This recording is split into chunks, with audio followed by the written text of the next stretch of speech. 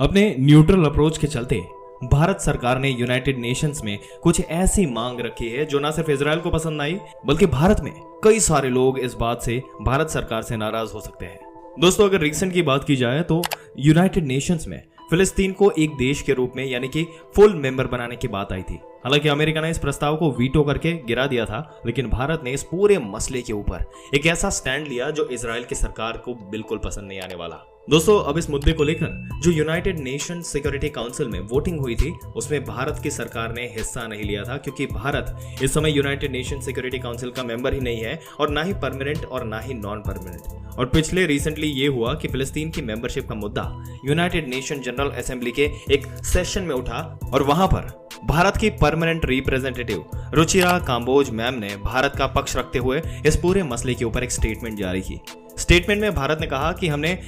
ये नोट किया है इस बात को कि यूनाइटेड नेशंस का फुल मेंबर बनने के लिए फिलिस्तीन की एप्लीकेशन को सिक्योरिटी काउंसिल ने एक वीटो के कारण अप्रूव नहीं किया, और इस मसले के ऊपर जो भारत की लंबे समय से पोजीशन है उसी को मद्देनजर रखते हुए हमें अगर कहना होगा तो भारत इस बात की आशा और उम्मीद करता है कि फिलिस्तीन के फुल मेंबर बनने की कोशिशों को दोबारा से कंसिडर किया जाएगा और फिलिस्तीन के समर्थन और सपोर्ट में और भी लोग या और भी कंट्रीज जो है वो सामने आएंगे। और भारत ने रिसेंटली ये भी बता दिया कि फिलिस्तीन के फुल मेंबर बनने की एप्लीकेशन के ऊपर दुनिया के बाकी देशों को दोबारा से विचार करना चाहिए, और जिस तरह से कुछ ही दिन पहले पूरे मसले के बारे में यूएन सिक्योरिटी काउंसिल में वोटिंग हुई थी, सेम उसी तरह से ये मसला सिक्योरिटी काउंसिल में दोबारा आना चाहिए और फिर वहां पर दोबारा से इस मसले के ऊपर वीटो नहीं होना चाहिए। दोस्तों, जिस तरीके से ये कहने का मतलब यहां पर सामने निकलता है कि भारत का इस समय जो स्टैंड है फिलिस्तीन और यूनाइटेड नेशन का एक फुल मेंबर बनना चाहता है। अगर भारत इस रेजोल्यूशन के समय यूएन सिक्योरिटी का मेंबर अगर होता तो हम फिलिस्तीन के पक्ष में वोट करते, जो कि इजराइल की सरकार को बिल्कुल पसंद नहीं आता।